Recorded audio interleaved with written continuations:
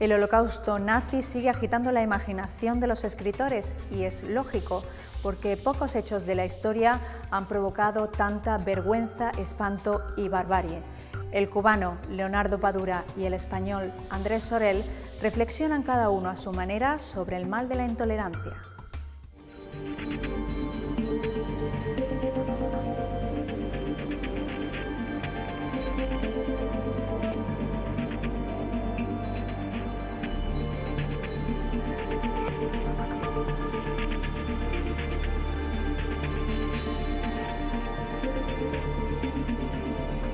La literatura, entre otras funciones, tiene el rescate de la memoria, las memorias individuales, las memorias colectivas.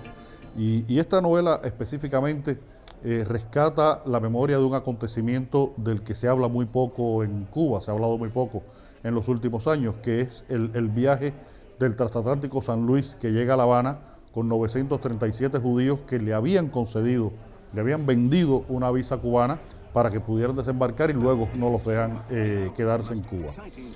Los Estados Unidos tampoco lo admiten, Canadá no los admite y tienen que regresar a Europa, y se calcula que alrededor de la mitad de esas personas murieron en el Holocausto.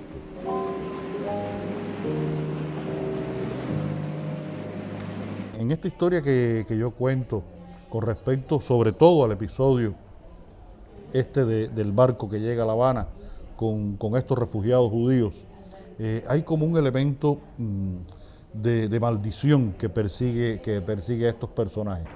Ese desprecio que hubo en Cuba, en los Estados Unidos, en Canadá, por estas personas, unos meses antes de la Segunda Guerra Mundial, fue como el anticipo de lo que iba a ocurrir después en Europa. Y realmente es la historia de una condena.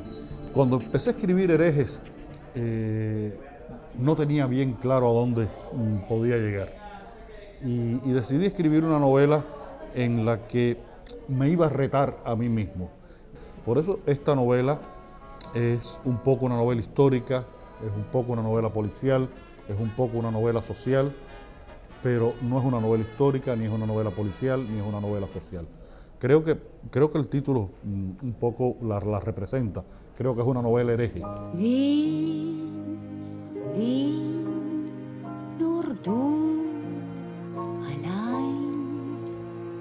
mí no me gustan las novelas que no me cuentan nada. A mí me gusta contar historias y me gusta leer novelas que me cuenten historias. Y te digo que creo que fue un aprendizaje en mi época de periodista de investigación, donde escribí reportajes sobre historias perdidas de la sociedad, de la vida cubana, y siempre tenían, siendo periodismo, un sentido narrativo. Y he querido conservar, haciendo narrativa, un sentido periodístico. En Auschwitz, en mi novela, hay dos personajes inventados, pero que responden a personajes de alguna forma reales, y muchos reales. Muchos de los diálogos y de las secuencias que allí se narran están tomadas de hechos y de protagonistas que vivieron, aunque fueran con otros nombres. Y leyendo no solamente a los salvados, a las víctimas, sino a los verdugos, a los que dirigían los campos de concentración o la política del Tercer Reich, comprendes que ellos creían que obraban como tenían que obrar. Nunca tenían conciencia de su culpabilidad. No es un problema de malos y buenos, es un problema de sistemas que lleva al acatamiento de un orden que puede desembocar en los campos de concentración y en nuestro tiempo histórico, para no extenderme, en África, en Asia, en otros lugares del mundo, hay nuevos campos de concentración, aunque tengan otros procedimientos. El tema de civilización y barbarie, y de la utilización del arte y de la cultura al servicio de la barbarie, sea la música o no olvidemos que personajes que hoy día nadie cuestiona, y ya no hablo de empresarios desde los que hacen los ascensores Siemens a las fábricas Krupp, a los coches, sino varones como Thyssen, que sin embargo son amantes y coleccionistas de arte, fueron los que contribuyeron al ascenso de Hitler al poder.